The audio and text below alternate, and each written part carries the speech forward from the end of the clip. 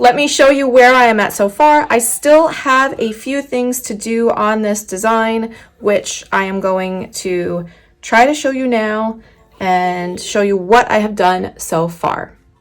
So where I started this pattern was right here with my first set of foundation single crochet stitches.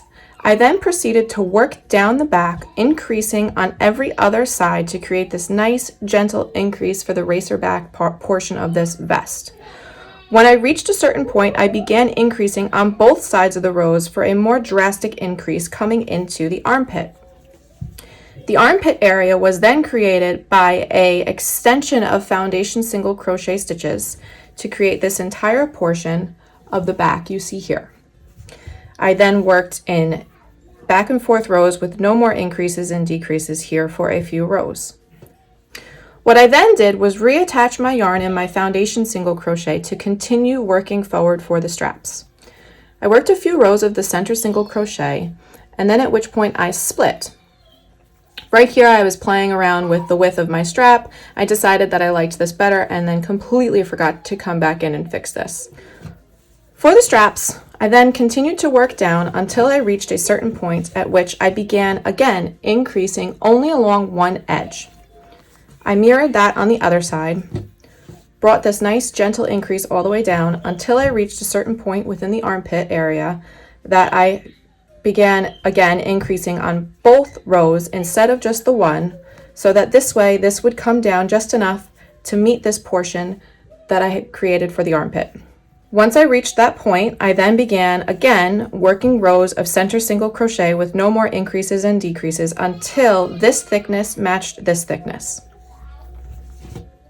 Once I had both sides completed, what I did was I created a seam right here, which you can see. I have to weave in these ends. And then I put a surface slip stitch crochet in the armpit section to hide the holes that were created by the foundation single crochet extension. Right here you can see the holes that I'm referring to, which on this side I have added some surface slip stitch to fill in those holes. I'm going to use the same technique right here to fill in these holes. Let me show you how I'm going to do that. I am going to now place my surface slip stitch within these spaces that were created by joining these two pieces together. To create a surface slip stitch, what I will do is I'm going to find the first gap right here. I'm going to insert my hook, grab my yarn, and pull it, grab my yarn and pull it through.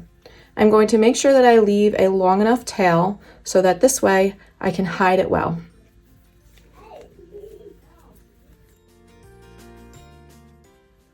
Now what you will do is insert your hook into the next large gap. Through the back of your work, find your working yarn. Be sure not to use your tails. Yarn over and pull up a loop. You will pull it through that first loop that was on your hook. Insert your hook into the next large space, again, making sure to find your working yarn, yarn over, pull it up and through the loop on your hook. Insert your hook again, find your working yarn, yarn over, pull it up and through.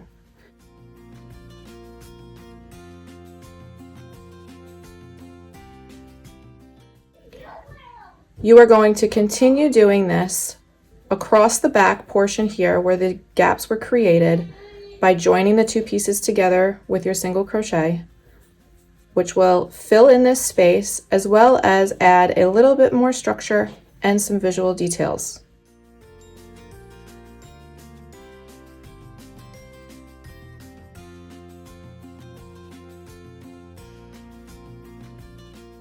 To reach the last opening, what you're going to do is pull your yarn through, get yourself some scissors, and you will trim a fairly long piece of yarn. Give yourself at least a couple of inches because you want to be able to hide this well. So I'm going to pull this all the way through, and I will show you how we're going to create one of these extra loops on the end so that this way you can hide the beginning and end of the surface slip stitch. To hide these loops, what you're going to do is you're going to get yourself a darning needle, thread your yarn through, and we are going to come into the side right here. Find, at this point, excuse me, I should have showed you this already. At this point, you will have already created the edge. So you will have these single crochet stitches that have created this nice finished portion along your front and back straps of your vest.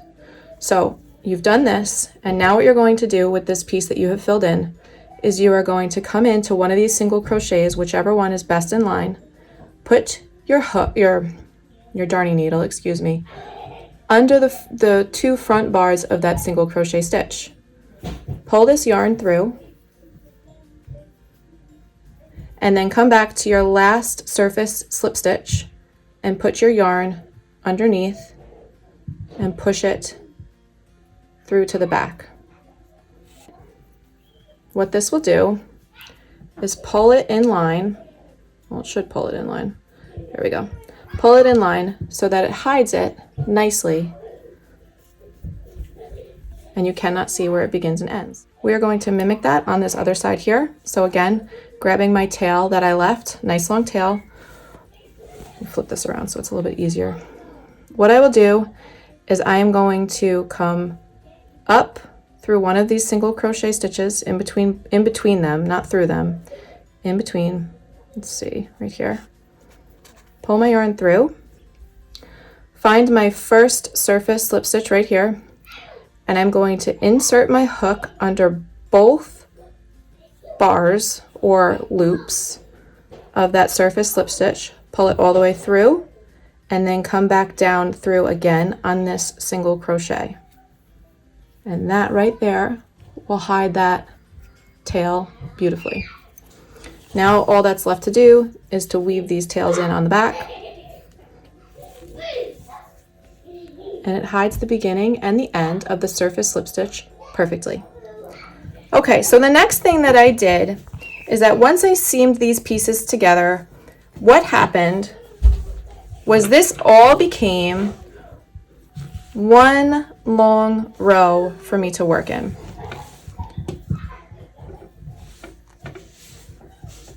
You see that? So what I did was I reattached my yarn at one of these ends, and I worked a couple of rows of center single crochet to blend this all together to make this one large piece. After a few rows, I then began working half double crochets and chain one, skip ones to create this beautiful mesh bottom.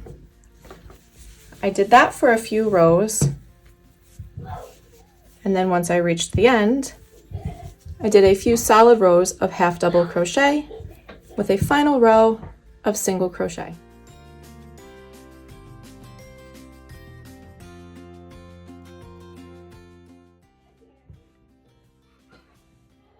Now that the majority of my vest is done, what I am going to do is I am going to do some single crochet along this edge.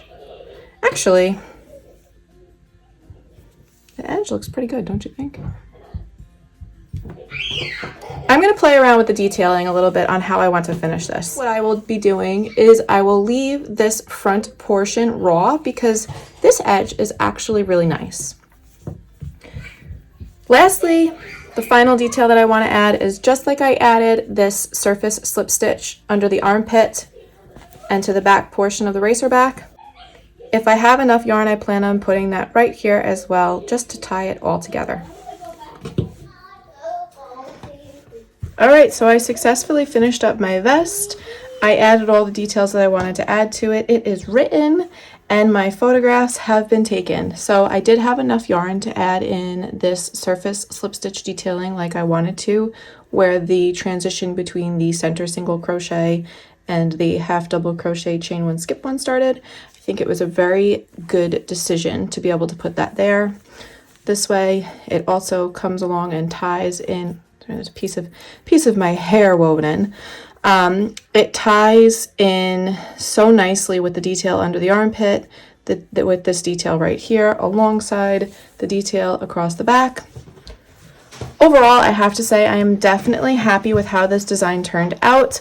It was something that was a little bit out of my design wheelhouse, and there was a lot of experimenting that I did along the way with this design, but as I said, overall, I am very, very happy with it. I did steam this quite a bit, so it really loosened up these stitches, which was wonderful, especially here with the center single crochet. It's still very dense, but it softened up so much. This stitch, I feel like I need to use it now for a bag, because if you know me, you know I love making bags. I mean, just look at it, it's beautiful. I'm going to have to do a little bit of a tutorial on that because I didn't get a chance to record much of me doing this stitch while I was working on this project. So keep your eyes peeled for a tutorial to help you out with this stitch along the way if you need it.